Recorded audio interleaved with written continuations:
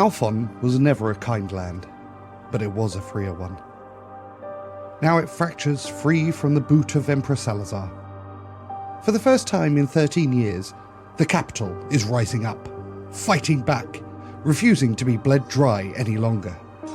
Salazar's promises are now, finally, being seen for the lies they were.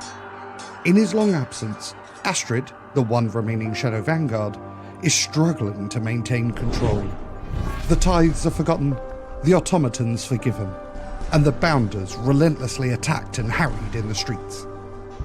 And somewhere, in the cracks and forgotten corners of Lunadine, a small ember has caused a spark. One which has burnt the Empire to the ground. And caused previously silent voices to sing of heroes once more.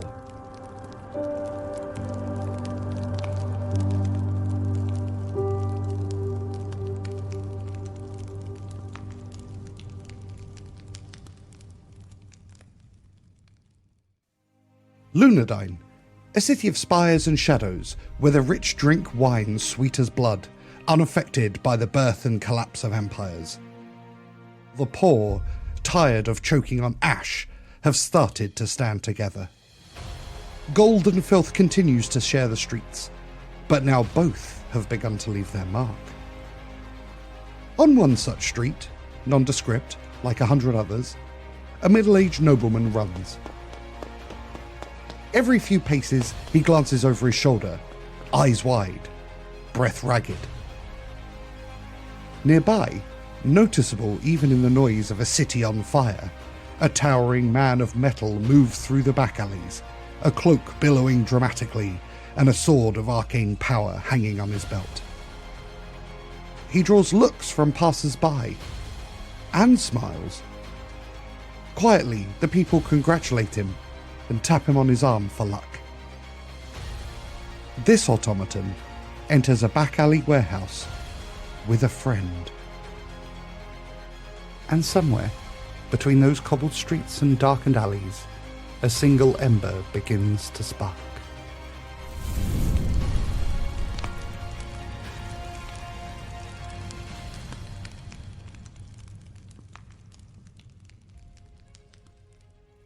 Seek-Sorrow and Tok, you have entered Vander's old warehouse in Lunadine. We are back! Seek-Sorrow, we must find Benny. We must be subtle and stealthy. All right, Tok, that sounds good. Should we make ourselves comfortable here for a minute? Seek-Sorrow sits down on a barrel of claret. There is a chair, if you wish. Oh, I hadn't spotted that, Tok. Perception check. You got to roll for that. Come on. Perception check, please. Can I do a perception check to see if there is a barrel of claret here that I can use as a chair? I need to get in the scene so I can sort this shit out. The door opens and two people enter. Please describe your characters. Shambling into the room comes a decrepit but interesting character, hunched over a cane, wearing the darkest of dark blacks. His face is half obscured by a porcelain mask, but a green eye gleams at you all. Seek-Sorrow, Tok, good to see you here, and back where it all began.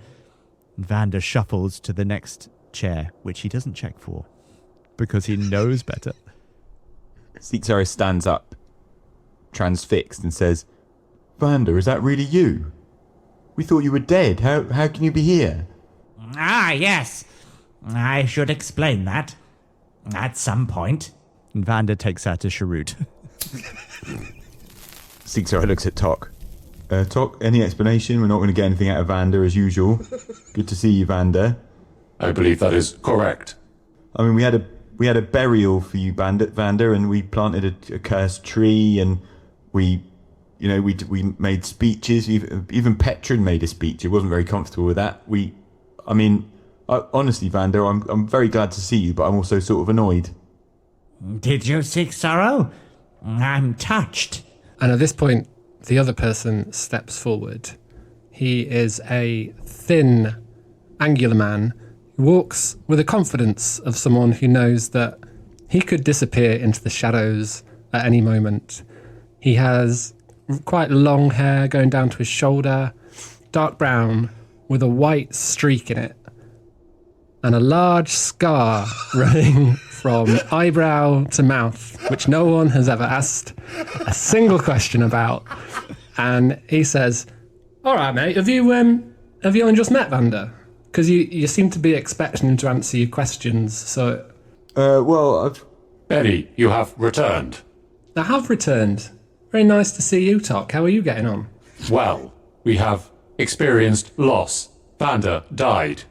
Did he? Partially. And Vander twirls his cheroot. I never discounted the possibility that Vander would cheat death. Of course. You didn't bother mentioning that one, Vander, in the not inconsiderable time we have recently spent together. I don't know why I'm surprised, but there you go. A trifling detail, Benny, not worth the time it takes to tell the tale. I was far more entertained by your adventures. And, if I may say, now you've changed. Well, it's been a while, hasn't it, Vander? It's been a while. Sorry to hear about Augustus, by the way, Tok. I know you were close with him, and he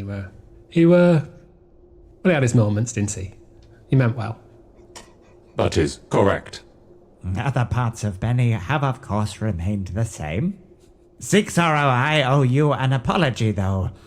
I am touched that you mourned my passing, albeit it shows a certain lack of clarity on your part to imagine anything was capable of inhuming your good friend Vander. And a gnarled hand reaches out to touch you on the shoulder in a kind of mocking friendship. Vander, a large mechanical dragon, was high on the list of possible suspects for your death. Your predilection to favor the mechanical talk blinds you from my magnificence. Which reminds me, I would prefer if you referred to me now as Vander the Black. Quick question, Vander. That's just Tok you're expecting that from, right? I reserve the right to answer only a few questions a day, Benny, and I'm afraid I'm fresh out of those. I believe, though, we are interrupting a plan already hatched by our friends of the Order. Would I be correct? And the green eye roves back to Tok and Sixoro. That is correct, Vander. Rosalind wishes us to kill Astrid, the Shadow Vanguard.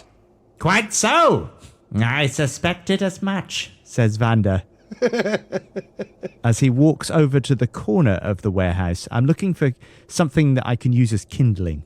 There is, of course, loads of dusty old papers and strange knots of hay. This has been used as a hideout for urchins and orphans and other homeless such people in your absence. So it's covered in toot, which can be burnt. Whilst he does that, Tok's going to go secure the door just in case, like literally hammer it shut, because he's been here before and he knows what's going to happen. It's a handy coincidence, actually. I happen to be in Lunadine to kill Astrid as well, and also blow up her headquarters. Imagine that, says Vander, cobbling together the bric-a-brac in the corner into a small pile. It seems our plans coincide. You have received orders from Rosalind as well, Benny. No, I just had an idea, actually, and thought I'd go ahead and do it. Fascinating how our paths have interwoven once again, as if no one guides anything, and yet we are guided. And Vander casts prestidigitation to create a small fire. Very nice. And Benny's going to step over to Sixoro and kind of offer him his hand and say, sorry, I don't think we met properly. I'm Benny. Sixoro, was it? Yeah, that's right. And actually, one of our missions was to find you, but I don't know how much you know about. Well, we've been sort of muddled up with your family a bit. Do you know about them? I don't want to, give you any nasty surprises. No, me family aren't alive, so that doesn't seem like something that could happen. All in good time, Sixoro, says Vander, coming back over to join the conversation. I believe we will unravel things one little surprise at a time. You refer to the surprise of his family surviving Vander the Black. Well, I think you might have stumped him, Doc. I have rarely seen Vander the Black speechless before. this is most, unexpected of all of the events I foresaw. Though really, I should have seen that you would simply open your mouth and the unfettered truth would spill from it as bilge spills from a pipe end.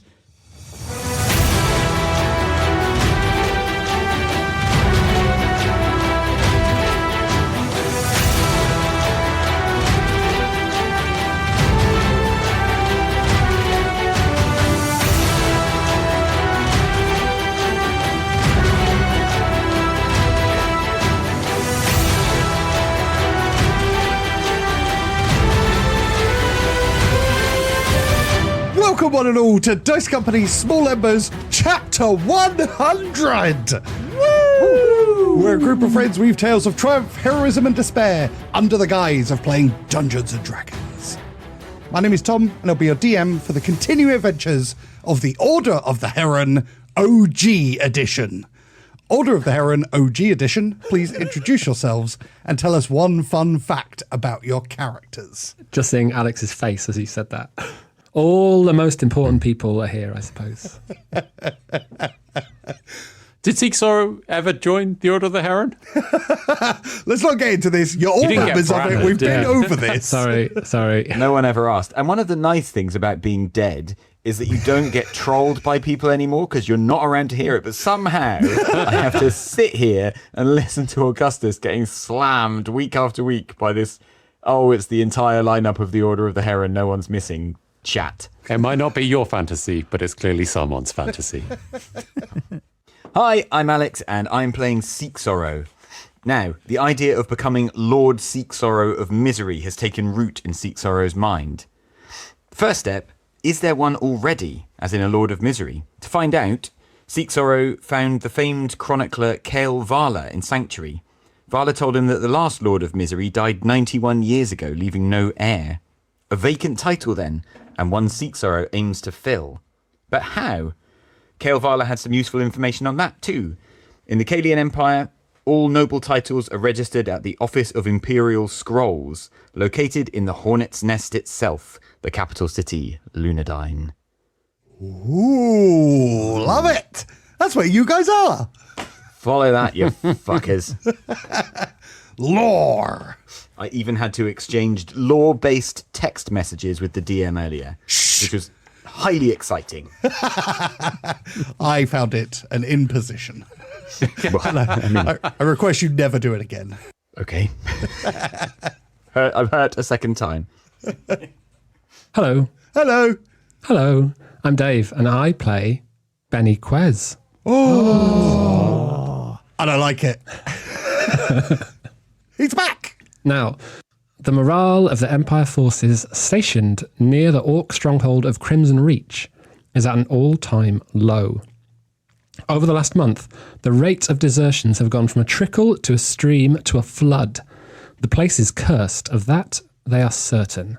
What else could explain the frequency with which their drinking water becomes raw sewage, the terrifying hallucinations suffered by many, or, admittedly less terrifying, the way the salt and sugar get swapped over so often, and the fact that the graffiti on the latrine walls, which generally details the misdeeds of the soldiers, has become unerringly accurate. Worst is that soldiers frequently disappear from their beds when they sleep. Some reappear hours or days later, confused but unharmed. Others don't. The troops have taken to blaming what they call the Crimson Reach poltergeist, believing there must be a mischievous, malign spirit that wants them gone from the land, and anyone who gets a chance is indeed going. Now, this may not appear to be a fact about Benny Quez, but I can assure you that it is. Oh, nice. He's back. He's severely, a lot more badass than I remember him. He was kind of a whinger last time we saw him.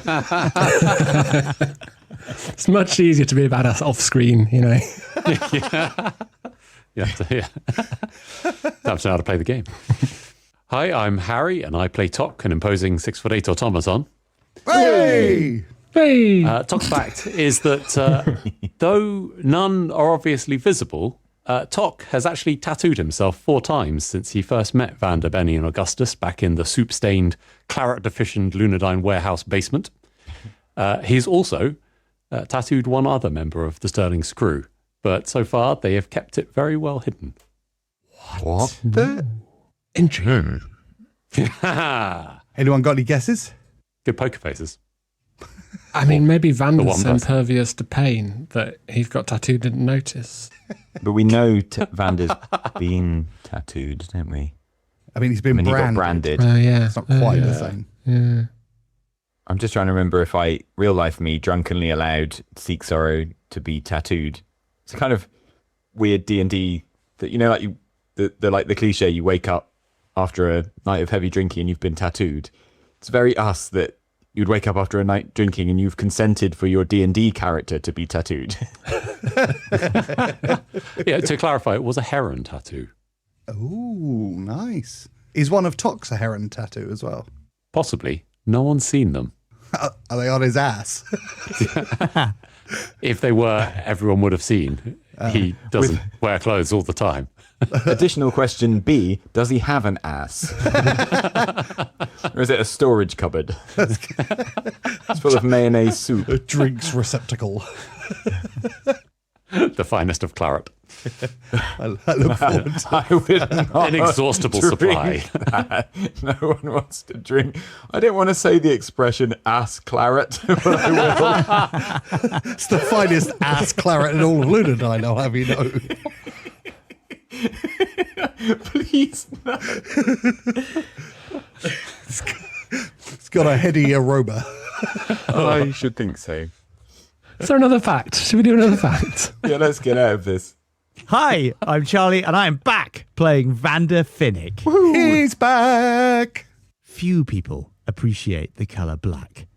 They treat it as something simple or merely the absence of colour. But black has layers.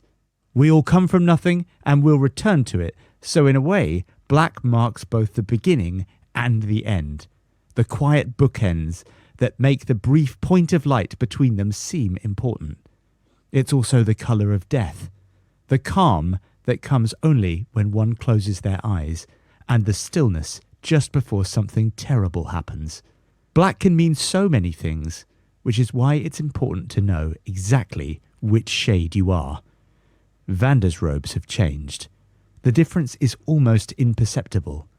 But to the perceptive few who might wonder whether this signals something good or the beginning of something bad, Vander would simply say, they're Vanta black now.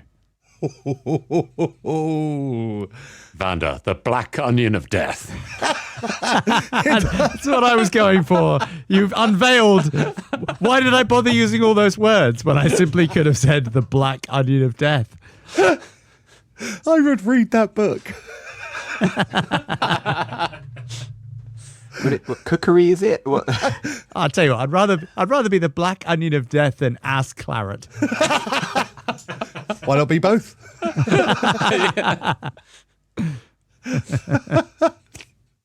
Oh, it's nice to have you all back. Housekeeping speed run. Follow us on Blue Sky, TikTok, and YouTube. Come join us in the Dice Cord, the greatest TTRPG Discord server in the entire world. Leave us a review on your podcast app of choice.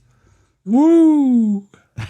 Subscribe, like, and share our other podcasts. Dice Company One Shot Stories, where we try other systems. Dice Company The Tales of Calvala, an audio fiction podcast by Richard Godden, which tells tales from within the world of Alestia. And our latest, Darkstar, the galaxy's local service provider, a mothership RPG actual play. Well, consider joining our Patreon, the best way to enjoy all the madness we produce, where even the free tier get early access to every new episode. And please remember, we'll put the band back together, do a few gigs, we get some bread, bang, $5,000. So let's turn the page on the next chapter of Dice Company.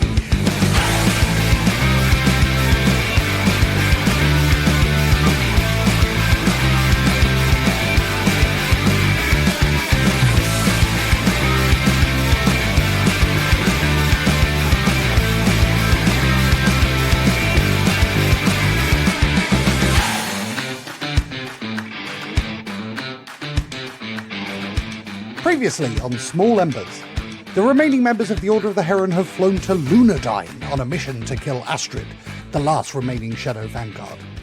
They've found themselves in a familiar old warehouse, where they've met with their old member, Benny Quez, and to their surprise, a seemingly resurrected Vander Finnick.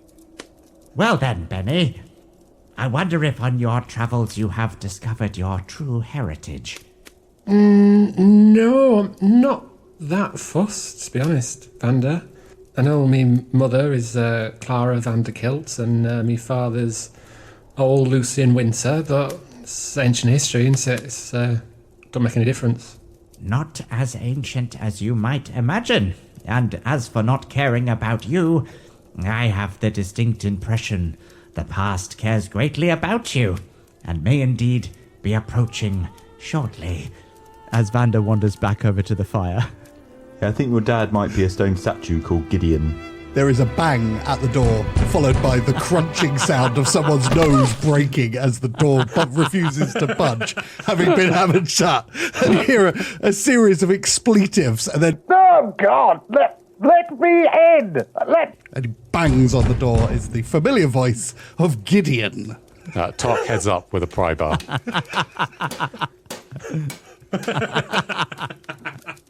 Having opened the door, he staggers past and runs down, ending in a skid, his face covered in blood. Yeah, I thought you'd get away from me, but I caught up with you all. Hello. Right. Anyway, we're looking for my son, correct? He looks around the room. Cyril, you're alive. Good heavens, this is fantastic news. And he steps forward and gives you a big hug. You just letting anyone in the order these days, are you? Just weirdos off the street. Zero leans into Benny and goes, "Don't worry, you'll get used to him." I mean, I got used to Vander. I suppose it's likely, isn't it? Cyril, how did you survive?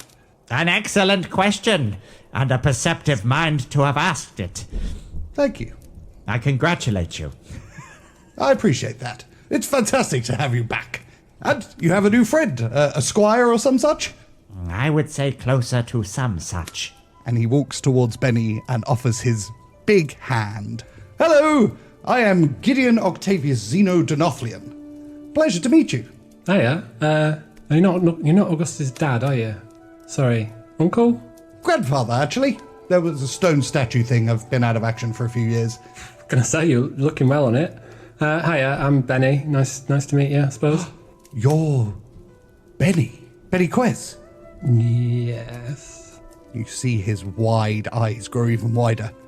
And takes a step back. My son! And he steps forward and tries to give you a big hug. Benny misty steps. And he swings at where you were. He's like, "No, where have you gone? Oh my God, he's so talented. I knew it. My son was always going to be talented. Where are you?" He is gifted with the spark of the Rojan. Of course he is. Of course he is. Benny, where are you? And I think you'll just hear a voice from the darkness going, "Who's this? Can you put him in check? Not... Vander?" I thought you were done running from destiny, Benny. Says Vander, placing something in the fire.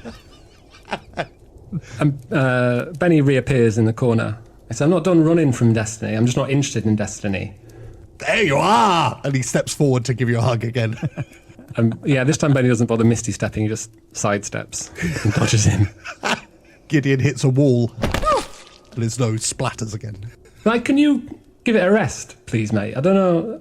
Seems to be some sort of mix-up. You seem very friendly, very pleasant, but this is all a bit much. Can you just... These are huge life-changing moves. Of course, you would absolutely need a moment to gather. You know, you are, after all, nobility now. That's got to be something to consider. Vander, who is this and what is he on about? Your father, Benny, and he is on about your connection to him. Query, is Benny in line for the throne? Benny is not in line for the throne. A relevant question, though. Yeah, that is an interesting question. Let me think. So my son, God rest his soul, is dead. My eldest. His son, eldest, also dead. He had a daughter, but my son would definitely, through primogeniture, take effect. Yes, you are, in fact, the heir to the throne of Cantioch. Congratulations! I'm sorry, I don't mean to be rude, but I've never met you before. You come running around, you bust your nose trying to run through a door. It was shut. I mean, I'd have checked. You're yelling about how I'm your son. Yes. I mean, I have no reason to believe that to be true. Now you're banging on about me being king of Cantioch. Vander, do you just believe him, or is there, some kind of reason? Seek sorrow. You seem normal-ish. Why do we believe this? Allow me to introduce you to one of the many nuances of nobility.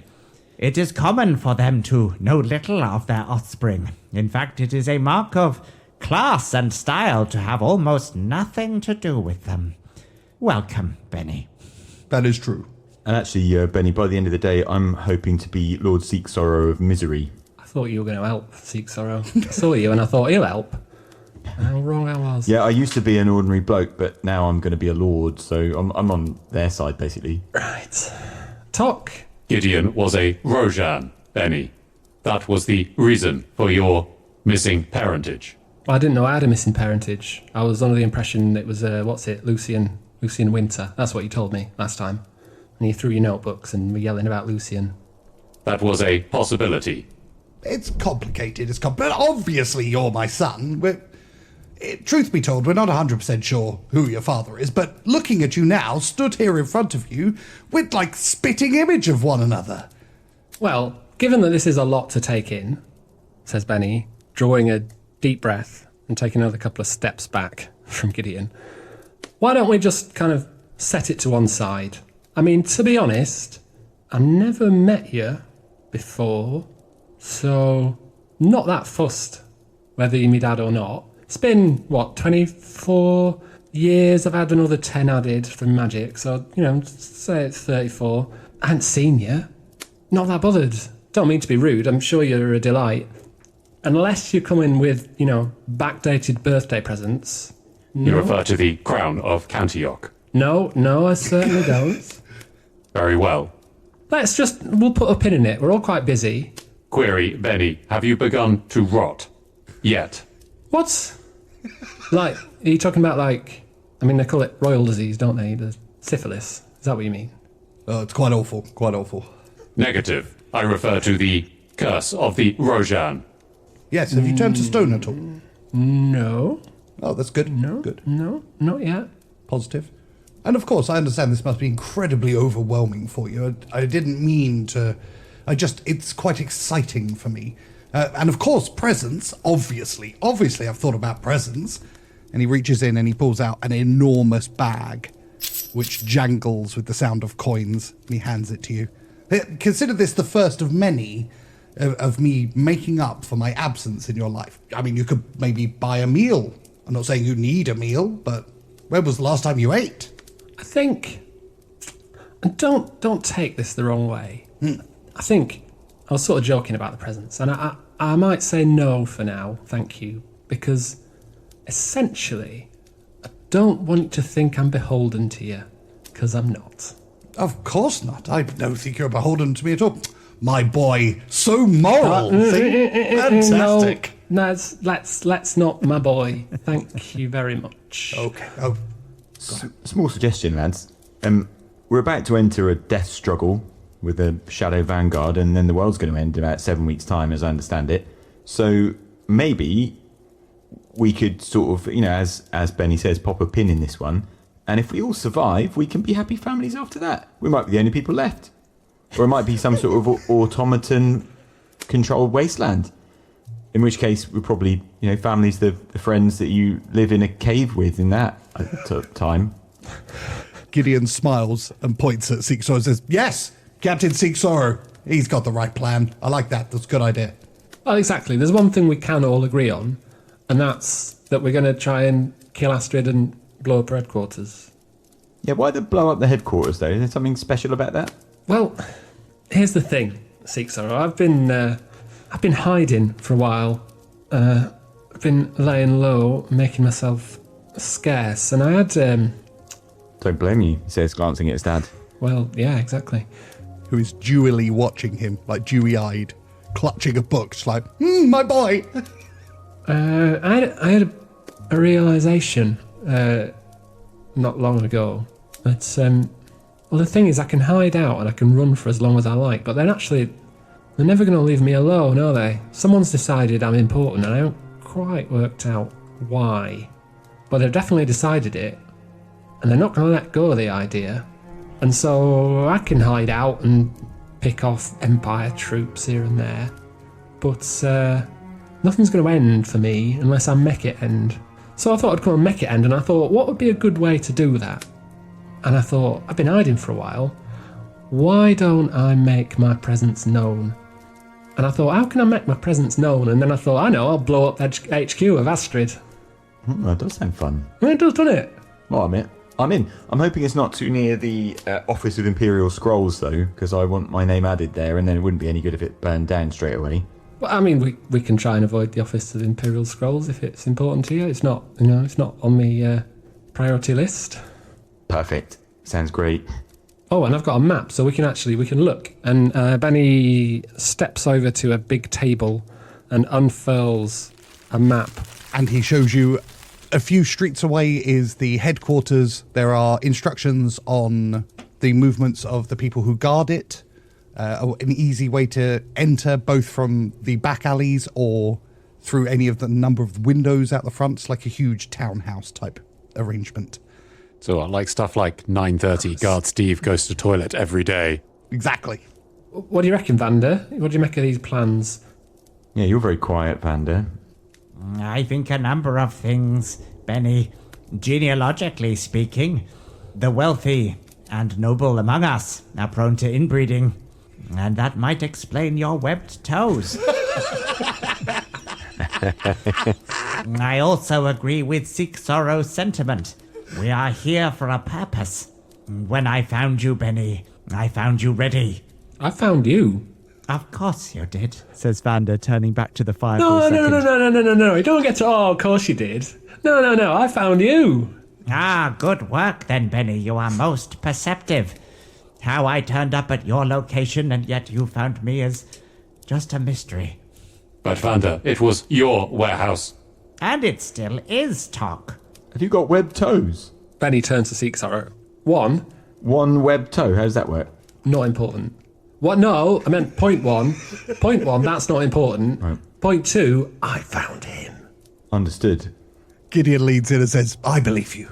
About the toes or the finding Vander? They aid with swimming. The point is that we are here because we are unified. Unified by purpose, unified by a plan, and we all understand that things are approaching the end. Says Vander. Each of the five of us is in many ways a toe of the same foot. Interconnected, webbed, joined together. Exactly. Not and joined together in a way that's not to everyone's taste, but might be useful for a C-band attack. An excellent point. And to extend your ghoulish metaphor, And Vander... Hang on, it might be a simile. Let's get that checked. Metagaming! and to extend your ghoulish metaphor, I wish to be the webbing. And Vander turns from what he's had in the fire, and you find it's a brand. Oh, Vander. Gentlemen, we find ourselves both at the beginning and the end. It's time for us to assume the mantle of true members of the Order of the Heron. But Vander, the Black, I believe you were heavily inebriated last time. I'm not to be branded today, Talk, so inebriation is less important to me. Gideon rips his shirt open. I'm ready! And Vander just stabs him with the brand. It's really hot! What did you think was going to happen there? I'm part of the tit. And he just passes out from the pain. Oh, God, it smells like bacon in here. A fine display. A warrior state of mind. I don't think I'm related to him. I will provide medical attention. Tog takes out his smelling salts. Someone take his boots off. We should see his toes. Yeah, way ahead of you, Vander. Are you sure you haven't been drinking? And as Seek Sorrow leans down, Vander brands him. Oh, You've been giving him like a branding just like on his lower back. I've gone for tasteful on the shoulder. All right. Tasteful, lovely. Seek Sorrow is going to punch Vander for that. Oh, I mean, this could be all of Vander's hit points. We finally reached PvP combat. The Seek Sorrow's not being branded while his back is turned. Vander's getting a punch. I'm going Misty Step. If you're quick enough. Well, yeah, so... oh my god. Okay, yeah. we are going to go... To initiative. yeah. You two roll initiative and we'll figure out whether this results in a punch, which we'll then roll for, or whether it's a Misty Step. Oh, shitting hell. That is 6 for initiative. Oh dear. Not trying to kill Vander, but I want to strongly display my displeasure at being branded against my will. That's fair. You're probably in the moral majority with that one. Oh, please roll less than 6, you little shit. Yes! 13! And poof! Vander was gone. Okay, so Seek Sorrow swings a massive punch and overbalances and then flops to the floor with a new burn injury. Vander, you bastard, where have you gone? Over here, Seek Sorrow. And you see Vander sitting at one of the chairs at the table. Vander, there needs to be a punishment for what you just did. I apologize, Seek Sorrow. I was only trying to spare you the agony of anticipation. That's not good enough, Vander. I apologize that my apology was not good enough. One open hand slap to the face, please. I assure you my actions were necessary. I don't know if I can agree to an open hand slap to the face, though. But just assuring me that what you did was fine. Like, I wouldn't let I agree with that. 7-year-old daughter get away with that. Full-blown PvP. This is how it ends, isn't it? It was always going to be this way. Maybe I could shake you a bit, Vander? An entertaining proposition, but allow me to persuade you of the rightness of my actions. You are now a member of a sacred brotherhood, Seek Sorrow. A right you have earned through your actions, your noble deeds.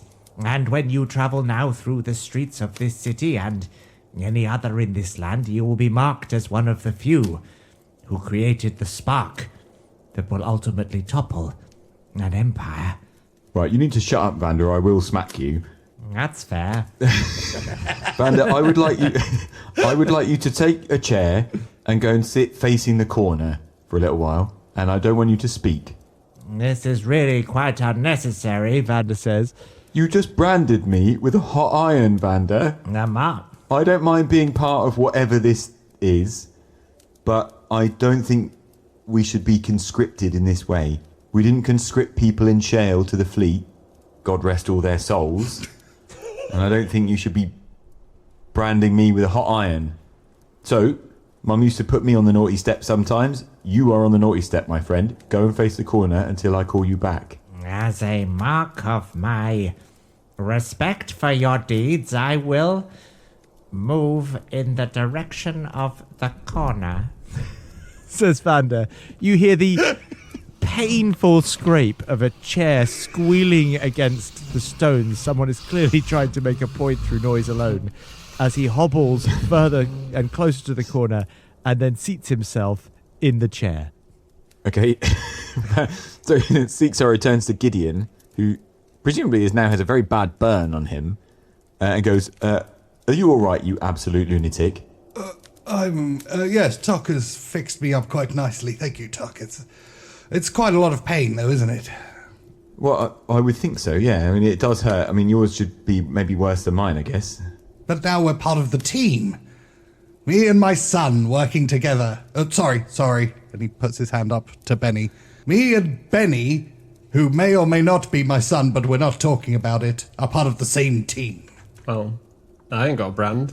And Vander, if you ever come near me with that, it won't be 5 minutes in naughty corner. I can promise you that much. Understood? Running from destiny again. I told you to be quiet, Vander. Look at my son, he's so stern. He knows what he wants. Benny, there are 3 other corners if you want me to send him to one of them. I'm going to say he's raving because of pain. Just leave him be, it's all right. Thank you, though. Well, it wasn't great before. So forgiving. You a teacher or something? I did have a very memorable morning as a teacher, actually, but maybe now's not the time. Fucking hell, there's another bang at the door. A little glimpse into the DM's world there. Fucking hell, I've got to get rid of this conversation. Let's bring in more characters. And the curtain closes. Tock will go and pry the nails out of the frame again. No, we're not going to check who that is first? All right, I'm going to melt into the darkness. Excellent. From beyond Call the back. door, you hear a voice that says, Banders, open up! I mean, Tock's just not going to undo the nails then. Benny, you recognise the voice. He's messing with your talk. You can open door, don't worry. They are not bounders. No, they're not bounders. Tock opens the door. And in swaggers a young man with a bent top hat and a dusty old cloak. And he struts in with an incredible confidence, spinning a blade in his hand. Tock, you recognise him. This is the young man that you freed from the Nimbus Foundry. Ah, one of the Pissy Fingers gang. Okay, Tock nails the door shut behind him. We don't call them that. Hello there. Good to see you. Ah, I remember you. And he goes up to Tock. How you doing, Tock? And he offers his hand. Tock will proffer his hand as well. And say, I am glad that you have survived. Of course Oh, your hands are human? Indeed, I have acquired human skin. He slips his hand out from the handshake, just wipes it on his already dirty jacket. It's like, okay. I am sensing disgust. All humans have human skin on their hands. Yeah, but we don't acquire it from other places and put it on. Cool. And he walks on. And he walks down, and he immediately spies Seek Sorrow. Ah, a face I don't recognise. Nice to meet you. My name's Jack. And he steps forward and offers his hand. All right, Jack, I'm Seek Sorrow. Oh, Seek Sorrow, pleasure to meet you. And he grips it. It's a firm handshake, and he pats you on the shoulder. And then he squeals in pain. Ah! And as he pulls his hand back, there's a small adder attached to his middle finger. Ah! He's got an adder in his pocket! What the bloody hell did you put your hand in my pocket for? I was trying to see if you had any gold! Well, I don't. There's an adder in there, mate. You should have asked. Ah! Get it off! Get it off! Get it off! Adam will finish when he's good and ready. Ah! And he starts waving it around. It's not very paladin-y of you, Jack, is it? It's good to know, isn't it? I'm sorry. I'm still learning. It's not easy. Oh, I tell you what, Jack. Let me introduce you to someone. This is Gideon. You'll never guess who he is. Oh, you motherfucker. Oh, nice to meet you, sorry. Gideon. Hold the mirror up to yourself, DM, and be destroyed. And in comes Gearhead. Oh, it's a pleasure to meet you, young man. The name's Gideon Octavius Zeno Dorothean. Oh, all right there, Gideon. My name is Jack. A pleasure to meet you, friend of Benny Quez. Friend of my son. No, that's not What, his sorry. son? Jack. No, Jack. No. My point was, it's Augustus' granddad. Oh, and you see his whole demeanour suddenly changes. It is an honour to meet the grandfather of the greatest paladin to have ever lived, Augustus Zeno. And he takes a knee, and you see all of a sudden Gideon looks slightly flustered himself. Oh, pleasure to meet you as well. And he looks to Benny. And Seek Sorrow just quickly leans forward and slips Adam off Jack's finger and puts him safely back in his pocket. He doesn't want Adam getting thrashed about and hurt. I met him a couple of days ago. We sort of rescued him a while ago. All these kids, they've been telling each other stories. They got some funny ideas, and they seem to think that Augustus was the greatest paladin that's ever lived, and he's sort of a hero figure to them now. And so obviously, because you're his granddad, they're paying you homage as well. Oh, Oh, quite right, quite right. Please, stand up, stand up. And Jack gets to his feet. We are Augie's army, and we are trying to live every day to follow the tenets that Augustus Sino, the greatest paladin, laid down. Apart from pickpocketing. It takes a while to forget where I came from. Oh, yeah, I'm not judging. I'm just, And they share a moment where they shake hands. And then Jack's eyes are drawn to the corner. Oh. And he walks up. I remember you. You're the man with the chocolate who gave me this. And he spins a blade in his hand. Ah, dearest Jack. It's fine to see you again. You find me wrongfully imprisoned, but I am nevertheless impressed with your blade. Thank you very much. Imprisoned? How? A prison of sorts, though I assure you I am quite innocent of the charge. Well, if you're innocent, then you shouldn't be imprisoned. And he looks at the blade and then offers it to you. Perhaps you should express your displeasure with the person who has imprisoned you. A fine idea. And Vander stands and takes the blade. He turns around and finds Seeksor holding the Callus Justicar right behind him. But I have a different proposition. I think the blade best suits your hand. And he places it back in the hand of Jack. I do require some small assistance, as things go. And I was wondering if we might rely upon your skills. What do you need? Only what I would ask of the late, great Augustus. His eyes raise. A trifling matter, really. We simply need your support in a plan we wish to execute on behalf of the Order of the Heron. I don't know what the Order of the Heron is. But, and he looks to Benny to try and gauge whether he should accept this offer that he doesn't quite understand. And Benny just nods quietly to him. He looks back. I'd be happy to help. How can we help you? Excellent, then. I suggest we gather round this table. Now I believe my time is served. And his green eye flicks in the direction of Seeksor, and Vander begins to shuffle back out into the room. Seeksor sighs deeply. Doesn't do anything else. Benny, if I may see that fine map of yours. Yeah, help yourself. And Benny rolls it back out on the table. Now, Jack, I would assume you are aware of Astrid. I know of her work. And are you familiar with her premises? I know where it is. Excellent. There is a rather cunning plan being hatched by my web-toed friend here. And he gestures to Benny. A small flaw in the plan, though, is that we could use a distraction so that guards aren't watching the entrance when we make our way inside. I would imagine one of your capabilities are well fitted to creating a disturbance at, say, the front of the premises. He grins widely. Oh, I think we can handle that. I thought you might be up to the task. When do you need this distraction? Well, And Vander looks around at the group. daybreak tomorrow would be most suitable. Consider it done. You position yourself, and me and Augie's army will cause a nice big distraction at the front. I'm obliged to you, Jack. As a small token of my gratitude. And Vander takes the oldest, most gnarled piece of chocolate from his robes. I assume you still take payment in small goods. And he looks at the chocolate in your hand and just closes your hand with the chocolate in. Says, there's no need for a payment.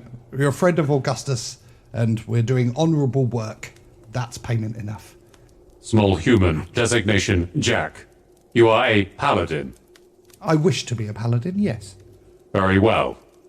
Tok reaches into his cloak and draws out a sword, probably about sized for a longsword for this small human, and passes it over.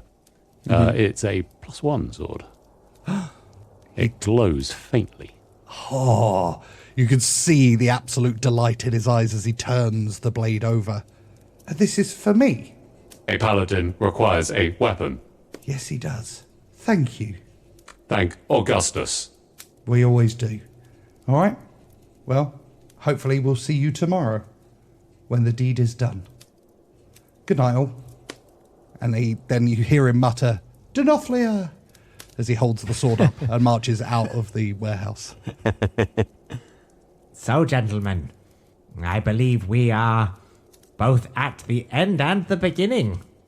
As it were, back here in this warehouse, what brought us together initially was a drink of sorts. I suggest we have one now, in memory of one who was searching for a fine claret, and I hope found it in the next life. Sounds good to me, Vander. I have procured some claret. Wonderful talk. Vander says, getting some from behind him in the casks. Tok opens and then closes the small tap that protrudes from his armor. Protrudes from where in his armour? Behind an armored plate. Vander pours a generous measure for everyone. To near misses. To near misses. To survival. Yeah, Sixora raises his glass too and eyes Vander, thinking about near misses, but doesn't throw another punch. Vander the Black, what happened to you? Ah, Says Vander, taking a sip of his claret. brothers. Now I can call you all so. Watch it, Vander. The details are unimportant. But know that I am somewhat changed now. And there's a faraway look in his eye as he looks around at each of you. Was the hushed one involved, Vander? In a manner of speaking, yes.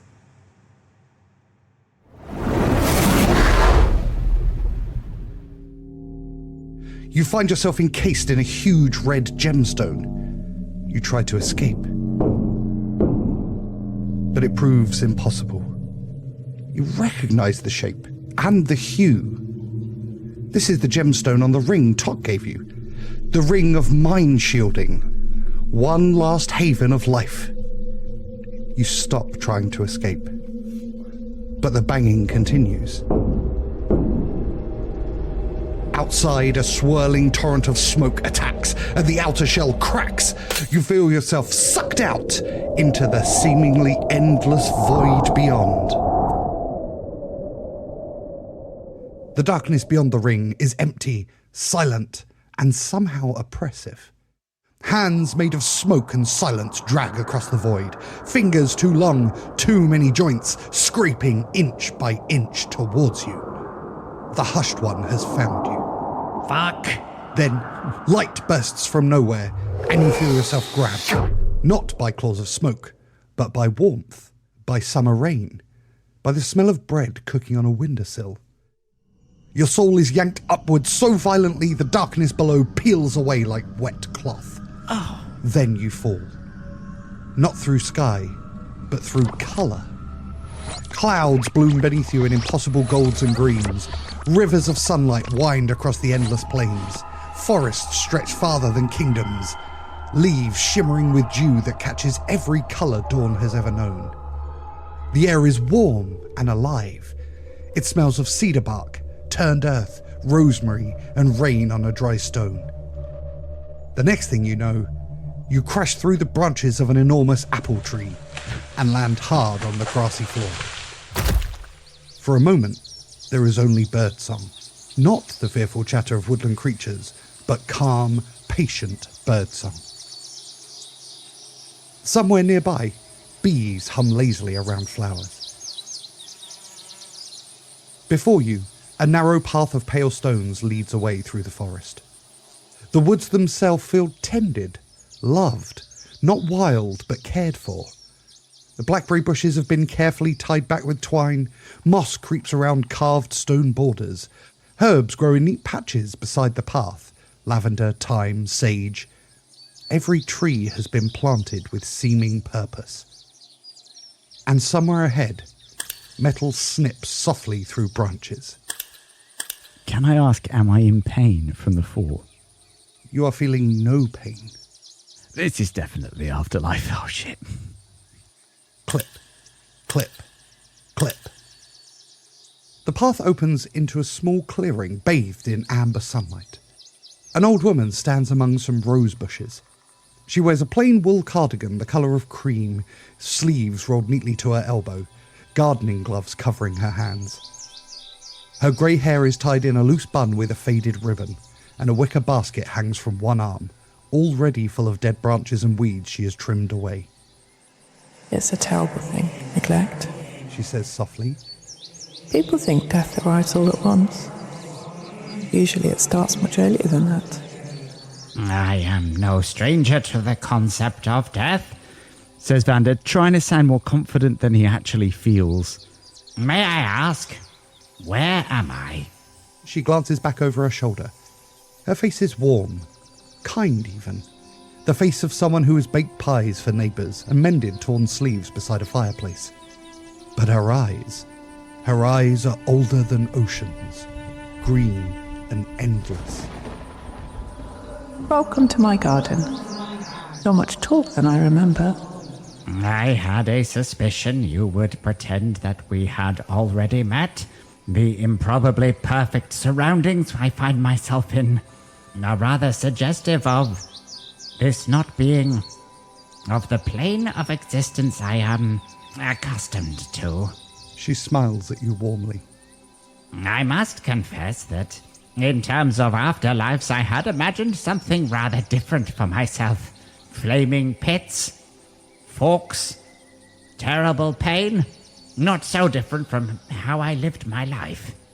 This is a pleasant change. If you think a mistake has been made, I'm sure we can rectify it.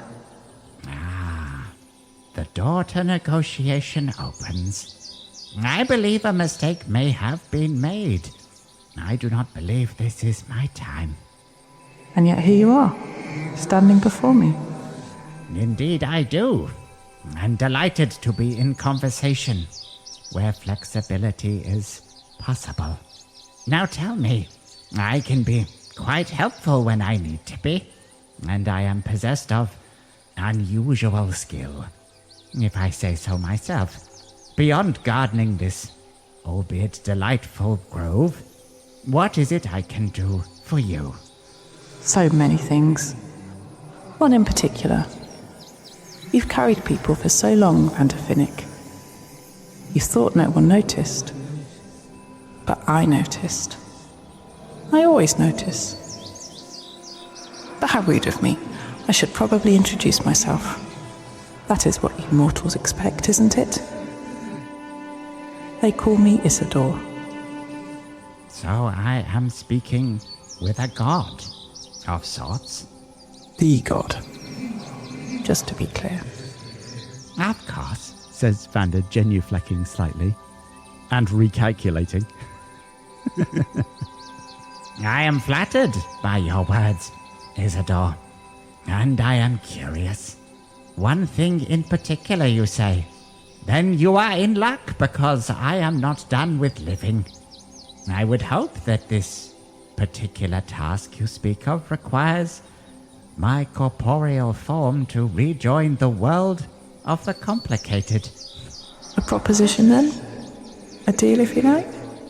I love propositions. Do go on.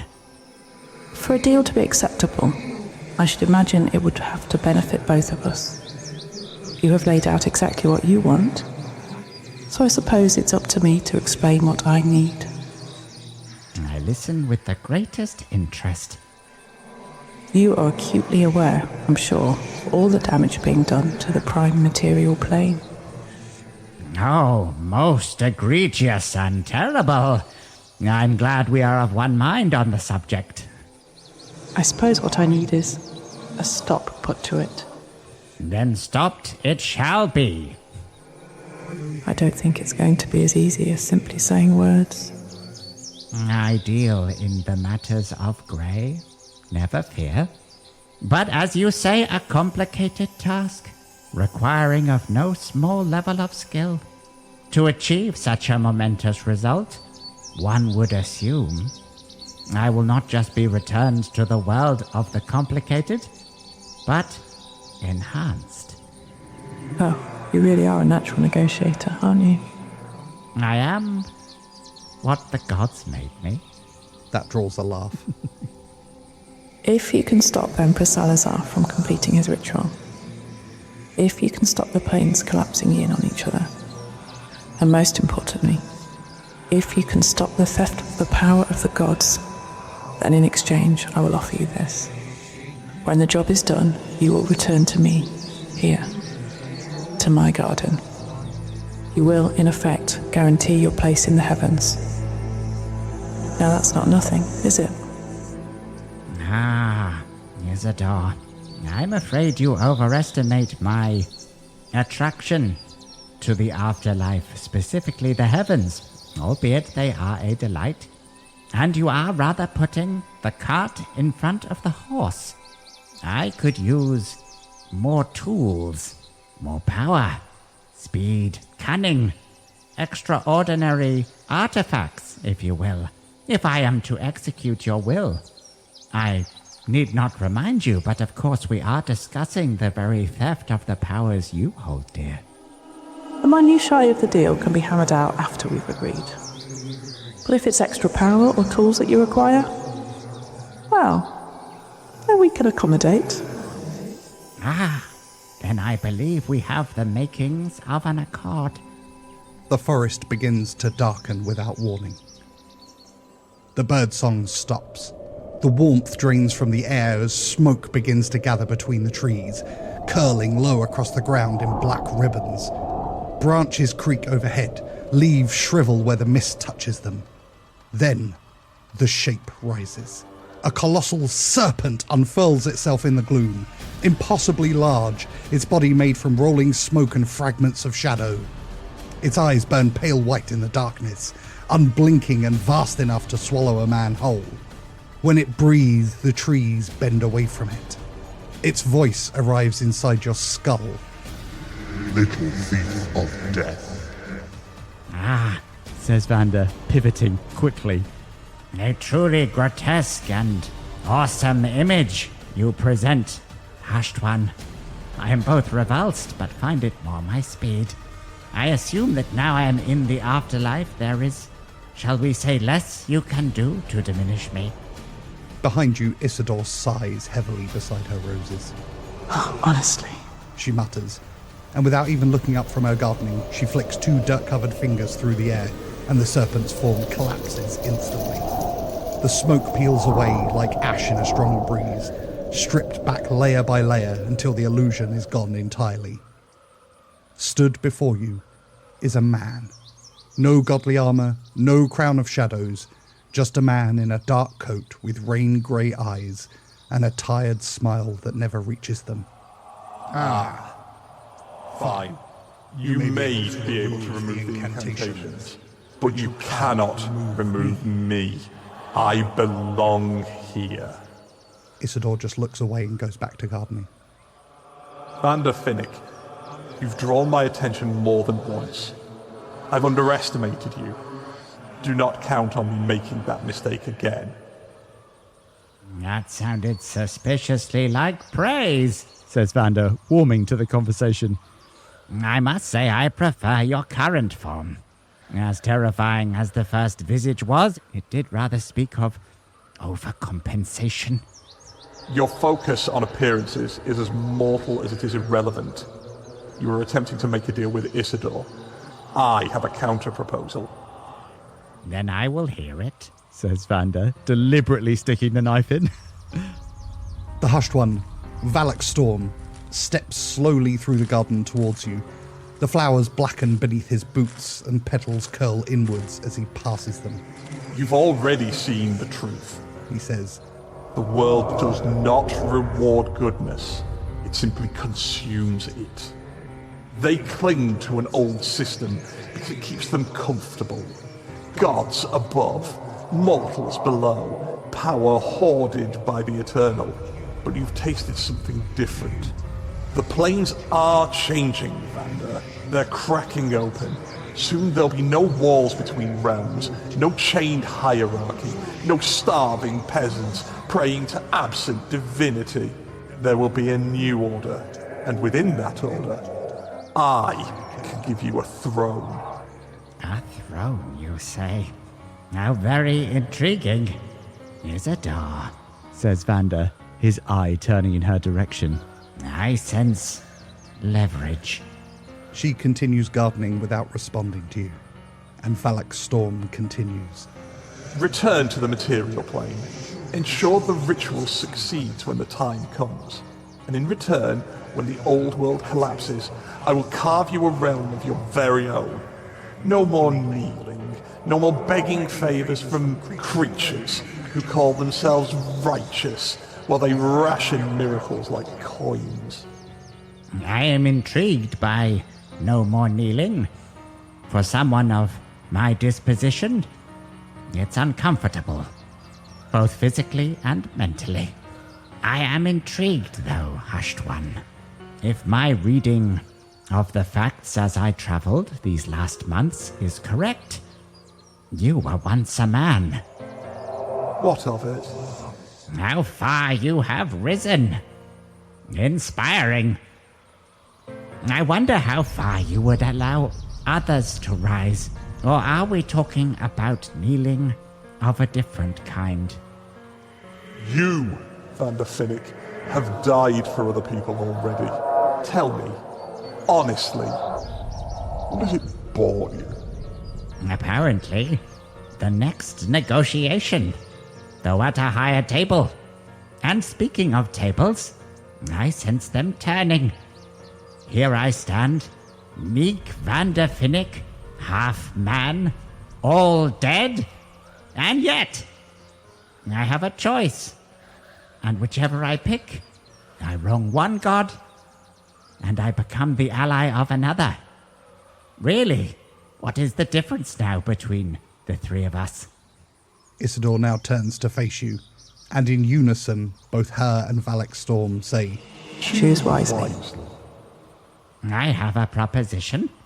I suspect you will both find my answer, Vander weighs his words, taxing. Well, in this place where no time exists at all, let us begin.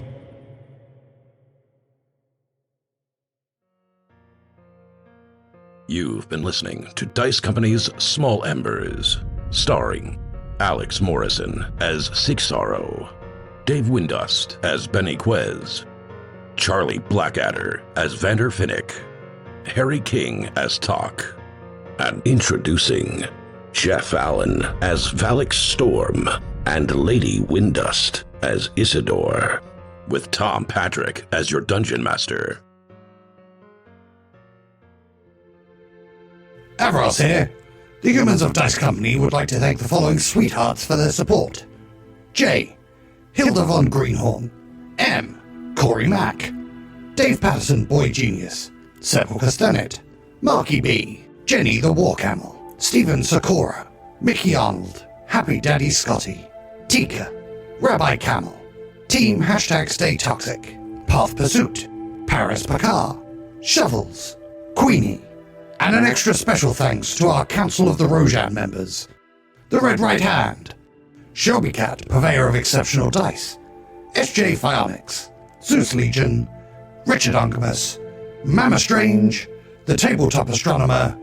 And Chris from North London.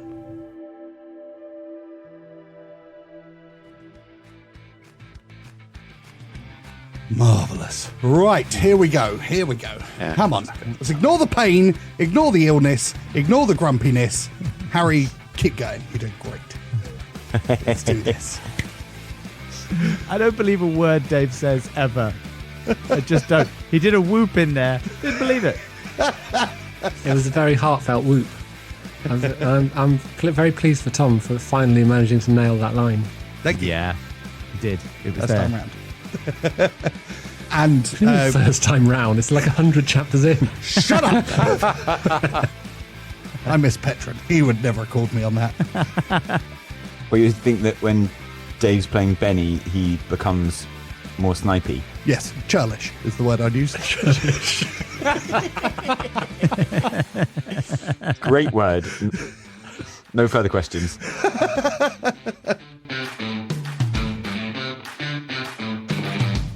Lore. Thanks for listening. Please consider supporting Dice Company on Patreon, where for the price of a cup of coffee you get access to a whole other show, Extra Roll, as well as an ad-free listening experience. The Dice Company Discord server, along with our socials, can be found on our link tree in the show notes. If you enjoyed this chapter, please like and subscribe, and don't forget to recommend us to your friends. If you didn't like it, recommend us to your enemies. And we'll see you next time on Dice Company.